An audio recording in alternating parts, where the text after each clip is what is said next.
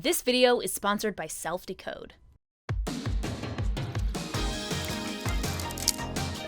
What's up, guys? Helen here with a confession. I'm an Aquarius, meaning I'm idealistic and chronically late. You're probably thinking, why the hell would I care? Well, you don't have to be inundated with hundreds of Scorpio memes on social media to know that astrology has gotten big. In 2018, Americans spent $2.2 billion on mystical services, i.e. astrology, tarot, and psychic readings. Meanwhile, astrology apps raked in a chill $40 million the following year. Skeptics of astrology, like astronomer Carl Sagan, have fairly pointed out the lack of scientific evidence supporting the practice. How could the rising of Mars at the moment of my birth affect me, then or now? But that, to us, is probably the least interesting thing about this phenomenon. Whether astrology works isn't the question. The question is, in our science and tech-happy era, what makes the spiritual craft of astrology so endlessly compelling to so many people? Let's dip a toe into the mystical in this Wisecrack Edition on how astrology captivated the modern world. But first, I want to tell you about our sponsor for today's video, Self-Decode. Unlike letting the stars tell you who you are, Self-Decode is a service that uses actual science to help you get insights about your genes and thus your health. Through a combination of AI and machine learning, Self-Decode analyzes your genome to make health recommendations that are tailored to your unique needs. The process was really straightforward. I spit in a tube and mailed it to them in a prepaid envelope. Gross, I know, but simple. After about 6 weeks, my wellness reports arrived. And while they confirmed a lot of things I already expected, I was surprised at just how much my genes could tell me about my health and my personality. Case in point, apparently I have so many genes associated with anxiety that of all the people Self-Decode tested, I'm in the top 97th percentile. That's a solid A. This will come as no surprise to anyone who knows me in real life, but I didn't expect my high-key fear of basically everything to show up in my genes as strongly as it did. I was also really intrigued to find out that I have a lot of genes that are associated with high coffee consumption, and a gene that is associated with drinking less water, which might explain this. What I liked about Self-Decode is that along with your health reports, the company gives you actionable insights on how to improve your health based on what works for your genes. So, for example, apparently people with my variant of the BDNF gene see a lot of improvement in anxiety symptoms with exercise. So maybe I'll start going for a run or hit the gym the morning before I have to get on a podcast. Self-Decode's wellness reports are full of useful recommendations for diet and lifestyle changes, and even on potentially helpful supplements that can help you optimize your personal health. That said, Self-Decode is not a diagnostic tool, but it does give you some genuinely useful insights that can help you make wiser decisions when it comes to taking care of yourself. If you're ready to learn more about your genome and how to make the most of it, check out the link in the description. At checkout, use the code WISECRACK to get 25% off your Self-Decode order. And now, back to the show. Now, the human impulse to find meaning in the stars is nothing new. Ancient Babylonians were reading the night sky back in the 2nd century BCE. In ancient Greece, astrology developed in tandem with astronomy and was treated with respect by the likes of Ptolemy and Plato. Throughout history, kings would use court astrologers to help them make important decisions, like who to invade or what flavor ice cream to eat. In the 12th century, astrology became heavily tied to medicine, and the job title physician-astrologer was a real thing. Astrology was even taught at universities across Europe until the late 17th century. But around then, the Age of Enlightenment, coupled with propaganda and political pressure, put a dent in astrology's credibility. For a couple hundred years, it was relegated to a fringe interest of freaky weirdos. For a long time, in many places, it was even illegal to predict futures. The spiritualist movement of the mid to late 19th century would revive the ancient craft somewhat, but it would never be as well respected. Fast forward to the swinging 60s, and baby boomers zealously embraced astrology. And to this day, it's remained a huge, if hugely mocked, part of our culture. But how did we get here? What accounts for astrology's enduring popularity? Well, you can largely thank occult enthusiast Alan Leo, a late 19th century New Ager who super liked reading the stars. But he had a big problem. It was still illegal in England to predict the future for money. So, after going to court and being fined for his little hobby, he took his lawyer's advice and stopped making predictions. But what good was astrology without predictions of death, thunderstorms, or unsightly pimples on your wedding day? Leo was about to figure it out. See, he also believed that the Age of Aquarius was fast approaching. This was going to be a blissful era of raised consciousness and humanity reaching its true potential. He wanted to help everyone get ready for this dope galactic spectacle, specifically by achieving better self-understanding. Importantly, Leo believed that character is destiny. That meant astrology should help people better understand their character and temperament, rather than predicting external happenings like car crashes. And here's a major plus: describing someone's personality is not technically telling the future. Thus, it was not illegal. Now, quick sidebar. You know your sun sign? That's not your whole astrological picture. Professional astrologers take into account the position of every single planet in the solar system when crafting a star chart. But that is very complicated and requires a lot of math and training. Thus, it was super expensive and pretty much exclusive to the upper class. This made astrology kind of hard to popularize. So, Leo came up with the ultimate shortcut: teach people their sun sign and draw conclusions about their character based solely on that. This bite-sized approach to the craft proved massively popular. Soon, newspapers would start publishing horoscopes, and life would never be the same for any of you two-faced Geminis. Just kidding. But yeah, he basically made abbreviated horoscopes a thing, though he couldn't have possibly predicted the 21st century meme explosion he was effectively setting in motion.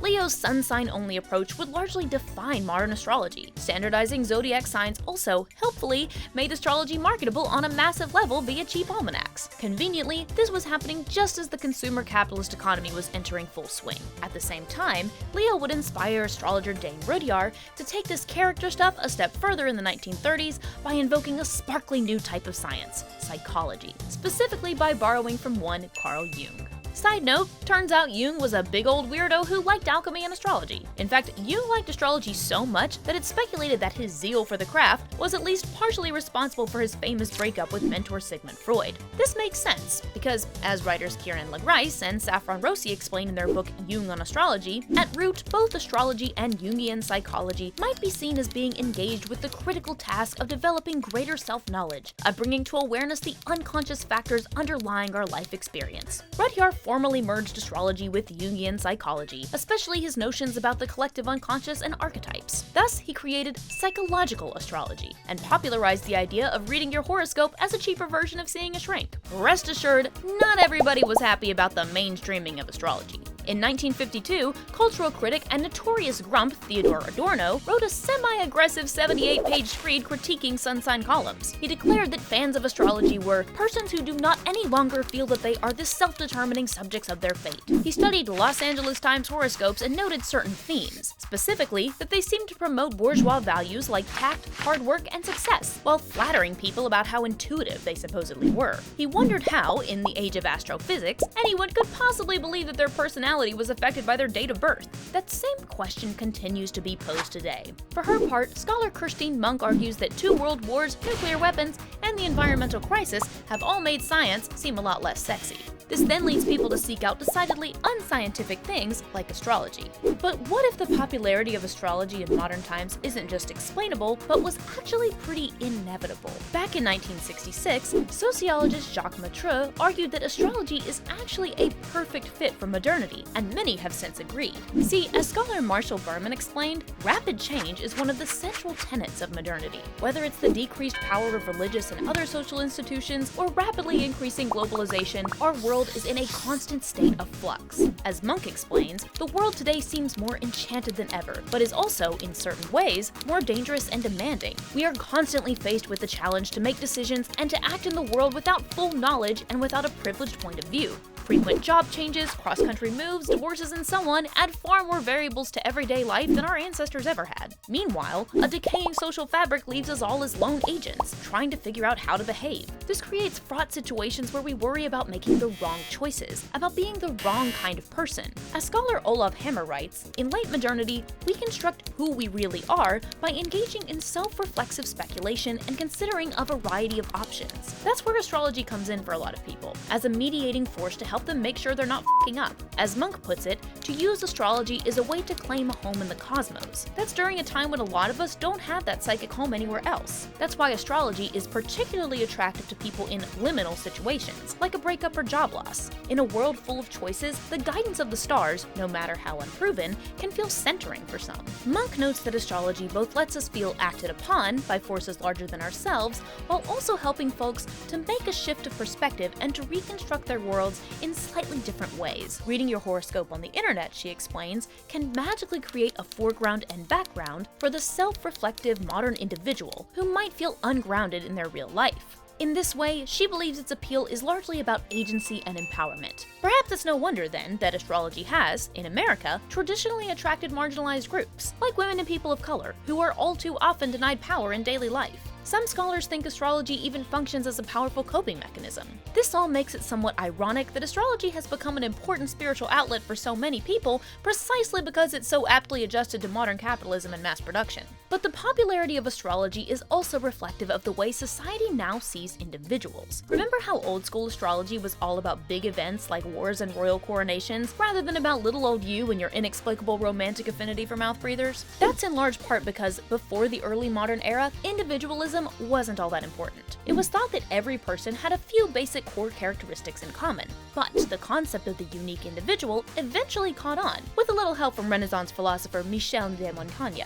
among others. In our late modern times, the pursuit of that authentic, unique self has become paramount. And astrology is one way of sussing out and understanding your own quirks and idiosyncrasies. In the process, Hammer explains, we've seen decreasing concern with cosmogonic myths or social charters and an increasing insistence on personalized legends, self-centered rituals, and the spiritual transformation of each individual. The individualization of religion, of finding salvation in your own self, is distinctly modern and perfectly suited to astrology. And this understandably coincides with the overall reduction in power of organized religions in our age. Hammer writes that these days, not only is truth to be found within each of us, the very locus of spirituality is our own self. But what if your own self is kind of discombobulated? How can you make sense of your life? Well, astrology can help with that too, apparently. As Hammer explains, astrology facilitates something called narrativism, which conveys the idea that we tell the stories of our lives, stories that construct a temporal unity for our identities, and that link our specific life histories with purported grand overarching themes. In this way, Hammer writes, it offers a conceptual framework for constructing a narrative unity of life, and furnishes a narrative form within which one's life history can be understood. Hammer even says these narratives can function as therapeutic interventions, though please don't break up with your therapist just because you can blame all your problems on Mercury being in retrograde. Linguist Charlotte Lynn argues that narrative is one of the most powerful ways of creating and maintaining one's personal identity. Narrativizing can also help you establish causality and coherency in your life story. Didn't get asked to prom? Blame pesky Venus. Didn't get that promotion?